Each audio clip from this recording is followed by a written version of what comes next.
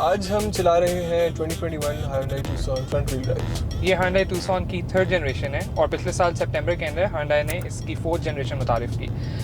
जो इसकी 4th generation है वो इसको Hyundai की नई डिज़ाइन लैंग्वेज के ऊपर इन लाइन ले आती है, जिसमें अभी नया एलांट्रा और जो नई Tucson है वो उस डिज़ाइन लैंग्वेज को फॉलो कर रही है। और अगर इसके कंपेटिटर्स की बात की जाए तो डायरेक्ट कंपेटिटर इसका पाकिस्तानी मार्केट में किया स्पोर्टेज है, और किया स्पोर्टेज और ये गाड़ी दोनों सेम प्लेटफॉर्म पे बेस्ड है और बहुत माइनर डिफरेंसेस हैं दोनों में। उसके अलावा Tucson के कंपेटिटर्स पाकिस्तानी मार्केट में की जहाँ तक बात करें तो आपके पास Proton X70, DFS के Glory 580 Pro और MGHS ये सारी शामिल है। अच्छा, बाकी चीज़ें बताने से पहले तो आप ज़रा हॉर्न तो बजा के दिखाओ। अगर इसके एक्सटीरियर के बारे में बात की जाए तो इसके हेडलैम्प्स जो है मुझे पर्सनली काफ़ी पसंद है। इनका एक बहुत एजी डिज़ाइन है और थोड़े से हाई माउंटेड है, और डे टाइम रनिंग लाइट्स भी इनमें मौजूद है। और इसके हेडलाइट की डिज़ाइन की वजह से जो इसका फ्रंट स्टांस है वो काफ़ी वाइड है। इवन दो ये और स्पोर्टेज काफ़ी सिमिलर गाड़ियाँ हैं in terms of dimensions I think width exactly same है, लेकिन जब आप इसको देखते हैं तो ये उससे काफ़ी ज़्यादा चौड़ी लगती है फ्रंट से, बिकॉज इसकी हेडलाइट्स काफ़ी चौड़ी हैं। उसके अलावा अगर इसकी ग्रिल देखें तो ग्रिल भी इसकी काफ़ी वाइड है और क्रोम फिनिश में है, और उसकी वजह से ओवरऑल गाड़ी की जो एक्सटीरियर लुक है और जो फ्रंट की सॉर्ट ऑफ रोड प्रेजेंस है वो काफ़ी अच्छी है। अगर हम Tucson की साइड की बात करें तो इसके अंदर 18 इंच के एलॉय रिम्स आते हैं, और अगर आप साइड पे देखें तो एक बहुत अच्छी क्रोम गार्निश है आपकी रूफ लाइन के ऊपर। और उसके अलावा आई थिंक इसकी जो एंडिंग वाला पोर्शन है डिक्की की तरफ जो पीछे स्लोप डाउन होती है वो उससे ओवरऑल गाड़ी थोड़ी स्पोर्टी भी लगती है और थोड़ी सी ज़्यादा ऊंची भी लगती है। अगर इसके डोर हैंडल्स पे करीबी नज़र डालें तो इसमें वेलकम लाइट्स भी मौजूद हैं, और even the door handles Chrome finish में है। इनके ऊपर जो कीलेस एंट्री का बटन है वो प्लास्टिक में है, और उसी के बराबर में एक एक्सपोज्ड की होल भी मौजूद है जो कि इवन आपकी बहुत लो एंड कार्स में ये कवर्ड होता है। तो यहाँ पे आई थिंक ये डिज़ाइन में थोड़े से चीप आउट कर गए। अगर हम Tucson को पीछे से देखें तो जो इसकी रेयर लाइट्स हैं वो इसकी फ्रंट लाइट्स की तरह काफ़ी चौड़ी हैं, जिसकी वजह से इसका स्टांस काफ़ी वाइड लगता है। जो इसकी रेयर लाइट्स और रेयर स्टॉप लैंप हैं वो दोनों की दोनों फुली LED हैं। और अगर इसकी रिवर्स लाइट और रिवर्स फॉग लैम्प के बारे में बात करें तो वो मेन टेल लाइट के अंदर ही इंटीग्रेटेड है, लो माउंटेड नहीं है जैसे कि स्पोर्टेज में, जिसकी वजह से आई थिंक डिज़ाइन लैंग्वेज पीछे से काफ़ी अच्छी है। और पाकिस्तानी मार्केट के हिसाब से प्रैक्टिकल भी है, बिकॉज कोई आपकी बाइक नहीं आता, क्योंकि आपकी बम्पर के अंदर जब इस तरह की कोई इलेक्ट्रॉनिक नहीं है इंक्लूडेड तो I think it's easy to replace. अगर हम Tucson के इंटीरियर की बात करें तो इसका लेआउट काफ़ी सिंपल है। मुझे थोड़ा जर्मन गाड़ियों जैसा लगता है क्योंकि इसके जो वेंट्स हैं वो काफ़ी चौड़े हैं एज़ कम्पेयर टू इसके कंपेटिटर्स। जो इसका डैशबोर्ड है वो ड्राइवर ओरिएंटेड नहीं है, काफ़ी इजी है। मेरा एज अ पैसेंजर भी चीज़ों को कंट्रोल करना जितना इजी तो आपका as a driver. Visually I think design काफ़ी अच्छा है, लेकिन एक जो इसमें प्रॉब्लम है वो इसका जो क्लाइमेट कंट्रोल है वो काफ़ी लो माउंटेड है। तो गाड़ी चलाते हुए अगर मुझे कुछ चेंज करना है तो काफ़ी मुझे नीचे देखना पड़ता है, और इवन जो इसके बटन्स हैं इन पर कोई ऐसी रिज मौजूद नहीं है कि मैं सिर्फ फील करके देख लूँ कौन सा बटन प्रेस किया जा रहा है। But still I think better than कि अगर इन्होंने टच सेंसिटिव कंट्रोल यहाँ पे डाला टच से ऑब्वियसली बेहतर है। और इसके अलावा इसमें डिजिटल डिस्प्ले भी दिया हुआ है जिसमें कि आपके क्लाइमेट कंट्रोल की स्टेटस आ जाता है। अगर स्टीयरिंग माउंटेड कंट्रोल्स की बात करें तो आपके यहाँ पे वॉल्यूम लॉकर, कॉल एक्सेप्ट करने के बटन, क्रूज कंट्रोल वगैरह सब कुछ मौजूद है। गाड़ी की सेटिंग्स भी आप यहाँ से चेंज कर सकते हैं और काफ़ी सिंपल है इनको एक्सेस करना, और ये स्पोर्टेज और एलांट्रा में भी एग्जैक्टली यही बटन आते हैं। अगर इसके ड्राइवर इंफॉर्मेशन डिस्प्ले के बारे में बात करें तो दिस इज़ 4.2 इंच स्क्रीन। इसमें कलर डिस्प्ले है, और इसमें आपका ड्राइविंग मोड, आपकी फ्यूल इकोनॉमी, रेंज और किस गियर में आप अभी चल रहे हैं ये सारी इन्फॉर्मेशन आती है। इसमें टेम्परेचर गेज भी है और आपके accumulated info for your mileage भी आती है। और गाड़ी की थोड़ी बहुत सेटिंग्स भी आप यहाँ से सेटिंग्स आप नेविगेट कर सकते हैं। इसमें there is nothing special about it, बस ये है कि ये कलर डिस्प्ले है और स्पोर्टेज में मल्टी कलर नहीं आता, उसमें ब्लैक एंड व्हाइट मोनोटोन है। अगर हम इंटीरियर के फिट और फिनिश की बात करें तो आई थिंक बहुत सारे सवालिया निशान है इस इंटीरियर में। ये एक जो इनका ये प्रीमियम लेदर फिनिश है बीच में, इसके अलावा इस पे जो स्टिचिंग दी गई है, इसके अलावा आप कहीं भी प्लास्टिक पे हाथ लगा के देख लें, मुझे तो ये कहीं से नहीं लगता आप 5 मिलियन की गाड़ी में बैठे हुए। 5 मिलियन प्लस जी। और अगर हम ये बीच में जो स्पेशली जो इसके ये सेंटर एरिया के अंदर कप होल्डर्स और इवन जो गियर के अराउंड जो even shiny piano black plastic जिसे कहते हैं उसको देख लें, या उसके अलावा भी जो प्लास्टिक है यहाँ पे कंसोल पे इसको देख लें, इवन इसके ड्राइव मोड के बटन्स को देख लें, ये बहुत ही चीप क्वालिटी के हैं आई थिंक ये वही बात हो गई जैसे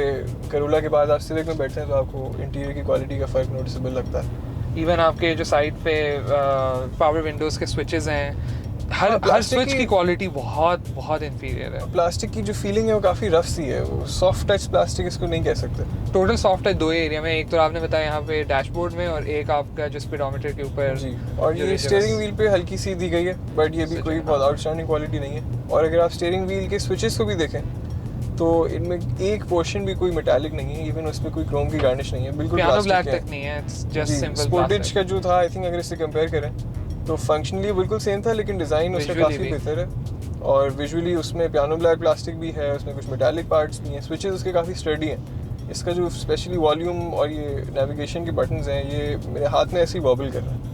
आई थिंक ओवरऑल खाली ये जो इसका ऊपर जो रूफ पैनल के ऊपर जो स्विचेस और लाइट्स हैं, खाली इनका सेटअप ऐसा है जो टैक्टाइल फील में आपको लगता है कि आप इस कैटेगरी की गाड़ी में बैठे हैं। हाँ। बट अदरवाइज ओवरऑल अगर हम इसके नीचे के प्लास्टिक पोर्शन में ऑनेस्टली कहीं भी हाथ लगाएं आपको बिल्कुल मज़ा मज़ा नहीं नहीं आएगा, और इवन जो फिट एंड फिनिश और बिल्ड क्वालिटी है वो भी उस तरीके से सॉलिड नहीं है। एयर वेंट्स की अगर बात की जाए तो अभी रिसेंटली हमने ऑल्टो का रिव्यू किया था और उसके जो मेरे ख्याल से एयर वेंट्स थे वो भी इससे बेहतर क्वालिटी के थे। Yeah. हाँ, ऑल्टो में सिर्फ उस पर क्रोम गार्निश नहीं थी, लेकिन अगर इसकी स्टडीनेस की और प्लास्टिक के बारे में बात की जाए तो वो काफ़ी बेहतर थे इससे। और जो इसका इंफोटेनमेंट डिस्प्ले है वो भी बिल्कुल बस इन्होंने माउंट कर दिया है यहाँ पे, बिल्कुल भी स्टडी नहीं है। आप मेरे उसको ख्याल हाथ से लगाएं थोड़ा तो सा हिलता भी है। डिस्ट्रैक्टिंग भी है इतना बड़ा Yeah. Driver point of view से, और इसके अलावा इवन जो इसकी LCD की क्वालिटी है वही जो आप after market normal Chinese displace लगाते हैं, ये वही है जो कि बस एक ब्लैक प्लास्टिक फ्रेम के अंदर माउंट हुआ हुआ है। तो मार्केट में ये सेम डिस्प्ले अराउंड आपको क्या 15,000 रुपये का मिल जाता है, और इसमें इनका कोई अपना UX भी नहीं है। साइज़ के हिसाब से तो ये डिस्प्ले काफ़ी अच्छा है, 10.1 इंचेस है, और बस यही आई थिंक इसके बारे में तारीफ़ें यहीं पे ख़त्म होती हैं। एग्जैक्टली अंदर जो इसका UI है वो बिल्कुल जिस तरह हर आफ्टर मार्केट डिस्प्ले के अंदर होता है वैसा जेनेरिक है। चाइनीज़ है, Hyundai एटलीस्ट इन हाउस तो डेवलप कर सकती थी, किया का जैसे और अपना ग्लोबली proprietary- उन्होंने किया हुआ है, लेकिन पाकिस्तान के अंदर Local इन्होंने market नहीं में दिया। नहीं है। और जो इसके अंदर ना एप्पल कारप्ले है ना एंड्रॉयड ऑटो है, सिर्फ आप मिरर लिंक कर सकते हैं फ़ोन, जो कि ऑब्वियसली कोई भी नहीं करता। और अगर हम कनेक्टिविटी की बात करें तो ऑक्स और USB जो कि काफ़ी स्टैंडर्ड हैं किसी भी गाड़ी के अंदर, और ब्लूटूथ और सिर्फ वही क्योंकि ये डिस्प्ले अगेन जैसे बताया मैंने आफ्टर मार्केट चाइनीज़ वाला ही यूनिट है, तो इसका माइक भी कोई कॉल्स के लिए इतना अच्छा इफेक्टिव नहीं है। और आई थिंक एक चीज़ है कि अगर अभी तो इतनी धूप नहीं है, लेकिन डायरेक्टली जब से धूप पड़ रही होती है तो इसकी मैक्स ब्राइटनेस पे भी आपको बड़ी मुश्किल होती है पढ़ने में। और क्योंकि ये proper OEM grade head unit नहीं है तो इसका ग्लेयर भी अच्छा खासा है, अगर इस पर डायरेक्ट सनलाइट पड़े तो काफ़ी डिस्ट्रैक्टिंग भी है ड्राइवर के लिए।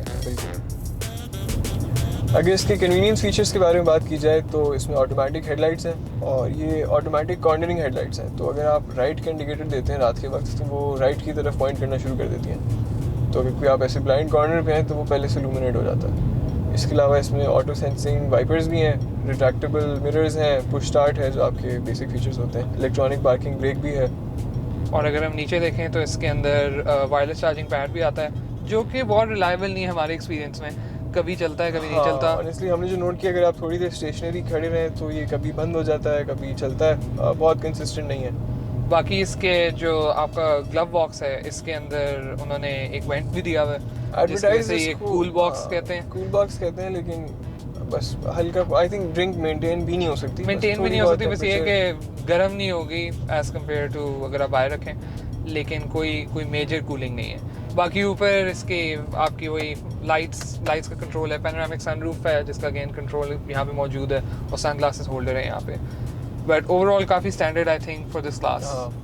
ऑटो डिमिंग इसमें मिरर भी दिया गया है, और इसमें एक्चुअली कंपास भी है, तो ये आपको डायरेक्शन बता देता है स्टीयरिंग व्हील के टिल्ट के हिसाब से, अगर आप साउथ ईस्ट है, नॉर्थ है, वेस्ट है, क्या है। आई थिंक थोड़ा गिमिक ही है, आई डोंट थिंक आजकल किसी को जरूरत है हाँ, इसकी, यूज केस कोई ऐसा है नहीं, लेकिन लगता कूल है। आई थिंक लगता देख के अच्छा लोग है, पूछते हैं कि ओ ये क्या है। साउंड सिस्टम की जहाँ तक बात आती है, इसमें 4 स्पीकर्स और 2 फ्रंट माउंटेड ट्वीटर्स मौजूद हैं।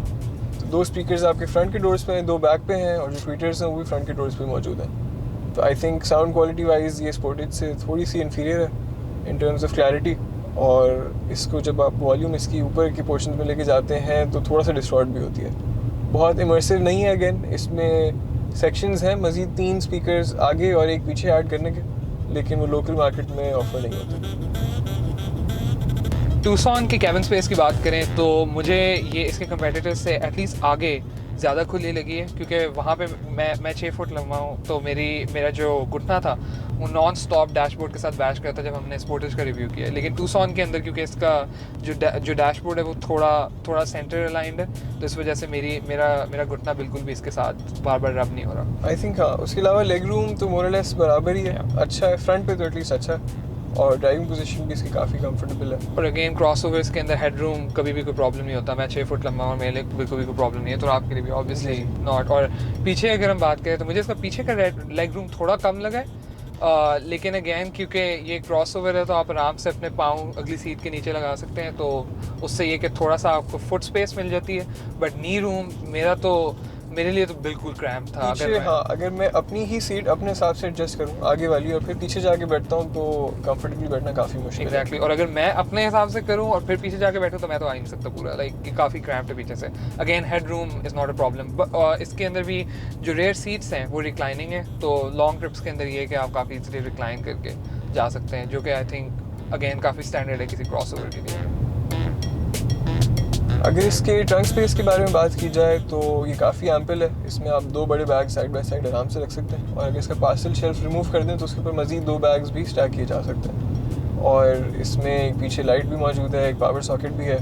और अगर आपने और ज़्यादा सामान लोड करना है तो इसकी 60-40 स्प्लिटिंग रेयर सीट्स हैं, तो आप वो फोल्ड कर लें तो जो लंबे आइटम्स हैं वो आप इसके रेयर कंपार्टमेंट तक लेकर आ सकते हैं। बाकी इसमें ऑटो टेलगेट इस वेरिएंट में नहीं है, इसका जो हाई वेरिएंट आता है उसमें ऑटो टेलगेट मौजूद है। अच्छा, तो आप काफ़ी चला लिया, मैं भी ज़रा चला लूँ? आइए। अच्छा यार, चलो। ये मौका है क्या? ओह ये तो देना चाहिए था यार। वही तो मैं हैरान हुआ, मैंने कहा यार ये तो थोड़ा ज़्यादा सस्ता बन हो गया। 50 लाख यार। अगर हम इस गाड़ी की राइड क्वालिटी और कंफर्ट के बारे में बात करें तो इस मॉडल के अंदर फैब्रिक सीट्स आती हैं, और जो इससे एक स्टेप ऊपर मॉडल है उसमें प्रीमियम लेदर आता है। ये इसमें आफ्टर मार्केट लगी हुई है, तो इससे आप लोग मिसलीड ना होइएगा। लेकिन इसके अलावा इसकी जो ड्राइवर सीट है दैट इज़ इलेक्ट्रिकली एडजस्टेबल, इसमें आई थिंक 8 या 10 वे एडजस्टेबल है, लंबार सपोर्ट भी है। ऑल्दो जो पैसेंजर साइड सीट है ये आपकी नॉर्मल व्हील लीवर्स के साथ है, बट इसका जो अगेन हाई वेरिएंट है उसमें ये भी इलेक्ट्रॉनिकली एडजस्टेबल आती है। अगर हम इस गाड़ी के इंटीरियर वेंटिलेशन की बात करें तो इसके अंदर ड्यूल जोन क्लाइमेट कंट्रोल आता है, जिसका मतलब है कि आप 2 जोन्स के अंदर टेम्परेचर सेट करें और वो आपके लिए मेंटेन करेगा। ड्राइवर का अलग और पैसेंजर का अलग। अलग। भी आप टेम्परेचर सेट करते हैं वो मेंटेन करना पड़ेगा आपको, कंप्रेसर ऑन एंड ऑफ नहीं करना पड़ता। एग्जैक्टली। और पीछे जो है वो पैसेंजर्स के लिए वेंट मौजूद है, उनके पास कोई जोन नहीं है क्लाइमेट कंट्रोल का, बट एक वेंट है और उसके नीचे चार्जिंग पोर्ट है USB का। अगर इसके ड्राइविंग एंगल्स के बारे में बात करें तो काफ़ी अच्छे हैं। इसकी जो राइट और लेफ्ट के फेंडर्स हैं वो थोड़े से ऊंचे हैं, जिसकी वजह से आप गाड़ी की विड्थ का अंदाज़ा आराम से कर सकते हैं। और उसके अलावा बाकी आई थिंक ऐसा कोई मेजर ब्लाइंड स्पॉट्स नहीं है। और अगर आप किसी मेन रोड पे भी मर्ज कर रहे हैं तो इसका जो बी पिलर है वो इतना वाइड नहीं है, तो आप बहुत इजीली अंदाज़ा कर सकते हैं, कोई ब्लाइंड स्पॉट्स इतने बड़े नहीं हैं। और जो पीछे की जो विंडशील्ड है वो भी काफ़ी चौड़ी है, तो इस वजह से आपका व्यू काफ़ी अनऑब्स्ट्रक्टेड है। और अगर परफॉर्मेंस की बात की जाए तो आई थिंक इसकी पिक मुनासिब है इस क्रॉसओवर कैटेगरी के लिहाज से। कोई अंडर पावर्ड आपको महसूस नहीं होती, इवन दो ये फ्रंट व्हील वेरिएंट है, फ्रंट व्हील ड्राइव। और बाकी आपको चलाने में कैसी कोई आपको लैग तो फील नहीं हुआ? नहीं, मेरे ख्याल में ट्रांसमिशन थोड़ा ढीला है, बट अगेन ये क्रॉसओवर है, कोई परफॉर्मेंस कार नहीं है। यही अगर आप इसको इको मोड में ये थोड़े से कभी झटके लेती है, कंफर्ट में और स्पोर्ट में ये फिर भी थोड़ी बेहतर ट्रांसमिशन है।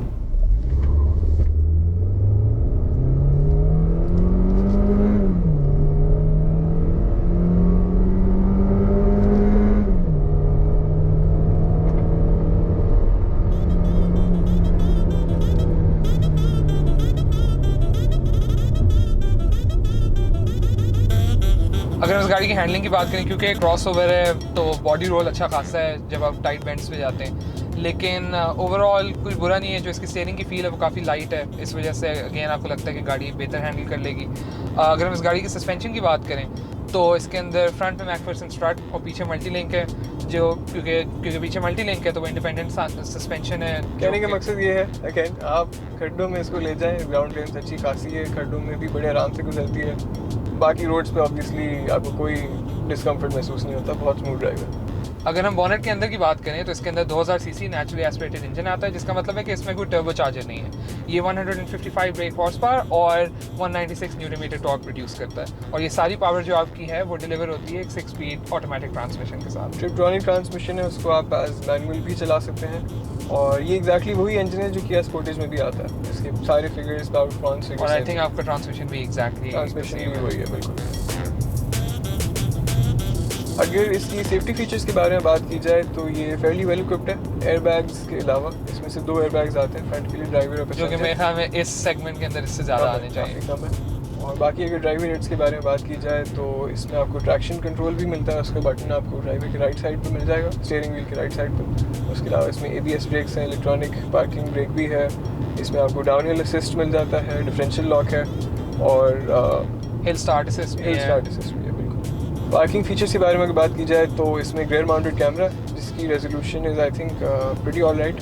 उसमें आपको डायनामिक गाइड्स भी दी गई हैं। ऑल्दो इस डिस्प्ले के अंदर वो काफ़ी पिक्सेलेटेड लगता है बिकॉज डिस्प्ले काफ़ी बड़ा है। हाँ, but camera itself I think अच्छी क्वालिटी का है, और पीछे से भी विजुअली बहुत ज़्यादा बाहर नहीं निकला हुआ, और आप स्टीयरिंग व्हील को रोटेट करते हैं तो उसकी गाइड्स भी इसके हिसाब से एडजस्ट हो जाती हैं। उसके अलावा इसमें पीछे पार्किंग सेंसर्स हैं लेकिन आगे नहीं, जो कि मेरे ख्याल में आगे होने चाहिए बिकॉज पीछे ऑलरेडी कैमरा एग्जिस्ट करता है तो आप देख सकते हैं, बट आगे ये कि क्योंकि गाड़ी बड़ी है और बॉनेट आपको काफ़ी दफ़ा अंदाज़ा नहीं होता, तो I think front parking sensors is a big miss इस गाड़ी के अंदर। इवन दो इनके दोनों कंपेटिटर्स में स्पोर्टेज में भी आते हैं, और इसको आई थिंक आगे और पीछे सब में आते हैं। इसी में बस ये फीचर में से है। अगर हम इस गाड़ी की फ्यूल एफिशिएंसी की बात करें, क्योंकि सारे 2000 सीसी इंजन है, तो अभी तो इसने हमें एवरेज दिया आज के दिन 7.5 किलोमीटर पर लीटर, क्योंकि हम रिव्यू कर रहे होते हैं तो ये बिल्कुल वो नहीं है, रिप्रेजेंटेटिव नहीं है, बट अराउंड अबाउट आप एक्सपेक्ट कर सकते हैं 8.5 से 9.5 किलोमीटर पर लीटर। हाँ, सिटी ड्राइविंग में इससे ऊपर नहीं जाएगा, और लॉन्ग पे भी आप एक्सपेक्ट ना करेंगे बहुत बढ़ जाएगा। अब इसको हमने कुछ चलाया हुआ भी है हाईवेज पे, मोटरवेज पे, और अराउंड 11 तक बस जाता है। अनलेस आप डाउन हिल रोड पे हो तो शायद 12 तक चला जाए, लेकिन 11.5 से ज़्यादा नहीं जाएगा। अगर आफ्टर सेल्स और पार्ट्स अवेलेबिलिटी की बात की जाए तो क्योंकि एक लोकली असेंबल्ड गाड़ी है तो उसके पार्ट्स आपको बड़े आराम से मिल जाते हैं, और डीलरशिप्स भी इसकी काफ़ी वाइड स्प्रेड नेटवर्क है क्योंकि ये बड़े ग्रुप की बैकिंग है, और आई डोंट थिंक इसमें आपको मुश्किल होगी। पार्ट्स ऑल्दो थोड़े से एक्सपेंसिव हायर साइड पे होंगे, लेकिन अवेलेबिलिटी पॉइंट ऑफ व्यू से यूर ऑल गुड।